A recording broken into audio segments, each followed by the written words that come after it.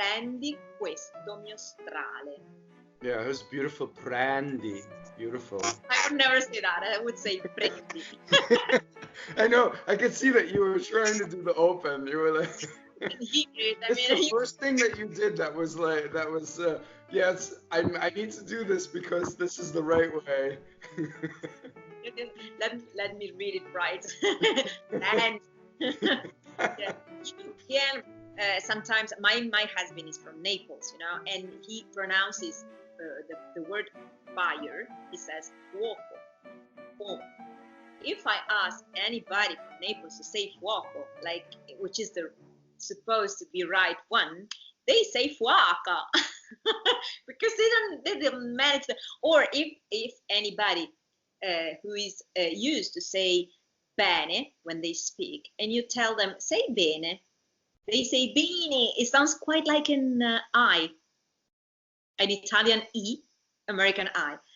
So we are not so good at changing vowels when we're used to.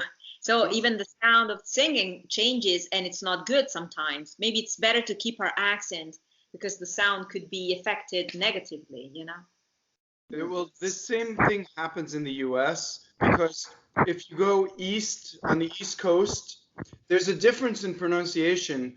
Harry, peloso, right? Harry, and Harry, right? The name. So the proper name, Harry, Harold, right? But when you get as far west as Ohio, they start to say Harry as the name. Harry, no difference. And if you ask somebody to say Harry, they think it sounds so weird, like so as if you're being a snob. And they have a hard time accepting it because it's just not natural. And in their defense, that's how they grew up speaking. So it's that thing where it's something that's not natural to them to do it. So that's the distinction you're bringing up in Italian. You make me think of the word Harry Potter. We are often talking about these books, and I don't know how to pronounce the name Harry. I don't know how to do that. How to say that? It's very hard for us to know that. Of course, you have your own pronunciation, your own accents, but this is not only Italy. This is America. This is Great Britain. It is Australia. It is the world. So if we don't know how to speak, how to pronounce a consonant, it's a big problem because we are dealing with a lot of people. We're not just dealing with, Italy. Yes. It is incredibly hard for us not to say funny things,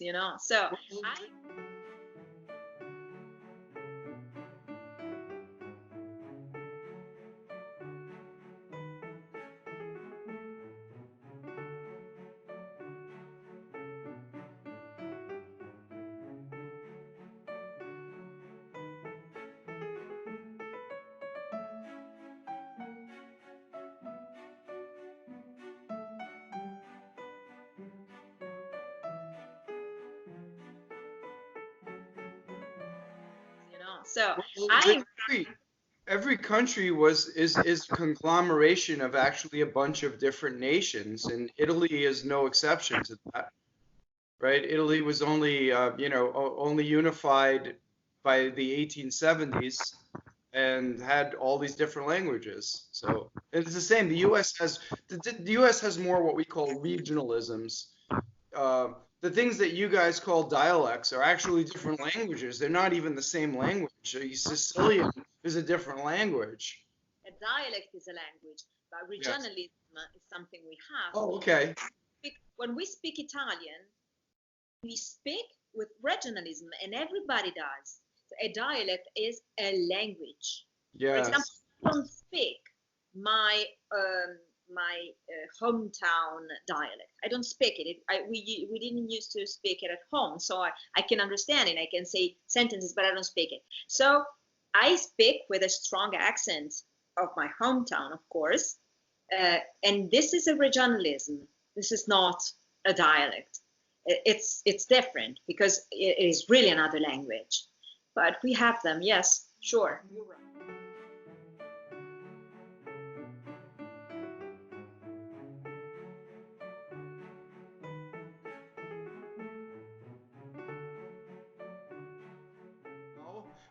You've made it to the end of another video, and if you feel you've benefited from our work and we've saved you a lot of money, un sacco di soldi, why not head over to Patreon or Subscribestar to support our work?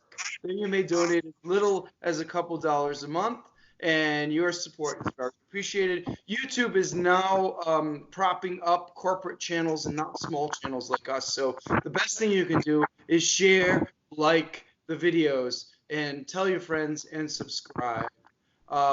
So also head over to Elena's channel, Elena Villa, or my channel, John Mario, and we have other videos where we just deal with the words. And as always, thank you for watching. Thank you so much. See you soon. Bye. Good singing.